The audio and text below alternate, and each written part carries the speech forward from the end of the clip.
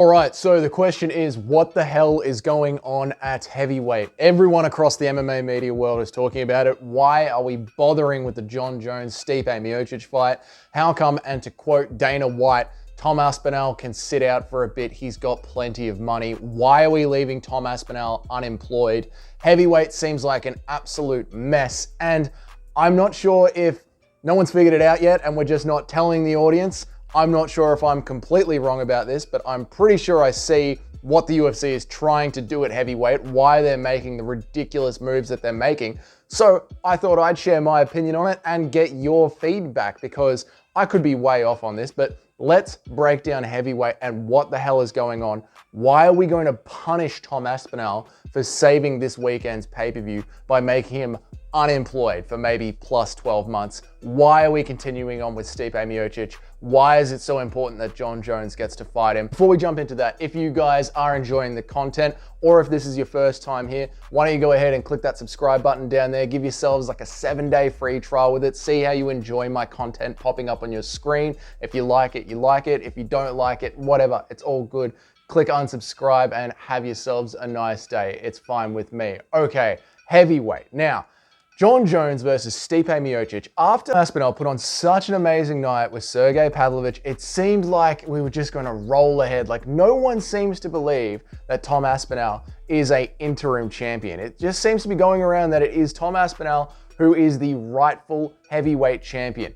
But Dana White is so insistent on making this Jon Jones versus Stipe Miocic fight, and everyone just seems to be completely blown out of the water by this. So why does Dana White want to do this fight so bad? The reason that he wants to do this so badly falls purely on how well Francis Ngannou handled his leaving of the UFC, signing to the PFL, getting a boxing deal, and then winning that boxing fight in the eyes of the fans. He shook up the MMA world and sent a very clear message to the MMA world that he can take on anyone in any sport, any combat sport. He might be the best pound for pound fighter on the planet.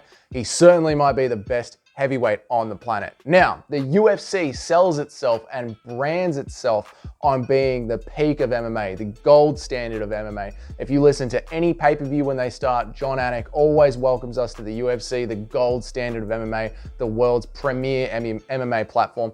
And the UFC need to have that with them. That's one of their biggest marketing aspects, that they're the biggest and they're the best. And then when you take that and pair that with heavyweight, well, these are meant to be the biggest, baddest men on the planet. So if we're the biggest and best organization, we need to have the baddest men on the planet. And somehow we ended up with Jon Jones, the greatest MMA fighter of all time, is the champion at heavyweight. We need to protect that at all costs. Now, Francis Ngannou had a very close fight with Cyril Gane. Some people argue that Cyril Gane won that fight and Francis won it only because of a judge's decision. So you have that sort of tarnished Francis Ngannou record in the UFC. Jon Jones steps in and smokes Cyril Gane, okay? So now the MMA media put on this spin that Jon Jones is better than Francis Ngannou. And anytime the media ask Dana White, well, why don't we do a cross promotion with PFL and actually settle this? It's the fight that the fans want to see. Did anyone watch that press conference? Dana White tore that guy to shreds. And he said, I already tried to make that fight. Francis Ngannou doesn't want it. For you to cross promote with the PFL for, say, a Jones Ngannou fight, and is there anything specifically stopping that from happening? I'm not interested in that. We tried to make that fight. They didn't want to do it, and it's done. He doesn't fight here anymore. I'm not interested. So right now, the UFC are protecting their heavyweight legacy by having someone who smoked Francis Ngannou's last UFC opponent, did it in far better fashion, is one of the greatest MMA fighters of all time, and they want to set him up against the greatest heavyweight of all time so that they can say they have the best fighter in the world. They have the best heavyweight fighter in the world, and Francis Ngannou is just too scared to come across and fade him. Again, Dana White, I tried to set up that fight. He doesn't want it. He just doesn't want it, mate. I don't know why that's Dana White's accent, but hey, that's what we're doing here apparently. If Jon Jones fights Stipe, then the MMA media can just roll on saying that Jon Jones is the greatest heavyweight of all time. That is the narrative they're going to go with, that Jon Jones beat the greatest of all time, he's the greatest of all time, and Francis was too scared to fight him. Now, why is this relevant to Tom Aspinall? Because if Tom Aspinall fights Stipe Miocic, then Jon Jones doesn't get to claim the title of beating the greatest heavyweight of all time and beating Cyril Gane faster than Francis Ngannou could. It ruins their narrative. Plus, Stipe Miocic is very close to retirement. Jon Jones is very close to retirement. Once they are gone and off the board and the UFC claim victory, then they need to bring in the new era of heavyweight. And the new era of heavyweight is Tom Aspinall. And they do not want to ruin their future. Because heavyweight, if you look at the heavyweight division so far, a lot of heavyweight has already fought Francis Ngannou and lost to Francis Ngannou. So they need a completely fresh slate so that when Tom Aspinall comes in as the undisputed champ, they can just say he is by far the best heavyweight in the world. He smokes everyone that he's in there with. He's a round one knockout artist. Francis Ngannou doesn't want to fight real contenders in the UFC. Francis Ngannou wants to fight people over at the PFL. He wants to just kick cans around at the PFL. He's not interested in real competition. Tom Aspinall loses that belt. If Tom Aspinall loses, then the heavyweight division just re-churns currently pretty much all the fighters that Francis has already fought. It's a bad look for the UFC. So I believe they are keeping, and it's unfair, it's super unfair that they're doing this to Tom Aspinall, but I believe they're keeping Tom Aspinall on the back burner so that they can call him in the future, and they're setting up Jones and Stipe to say that Jon Jones is far better he's just the GOAT of MMA. He's so bloody good. You can't believe how bloody good he is, and Francis is just scared to fight him.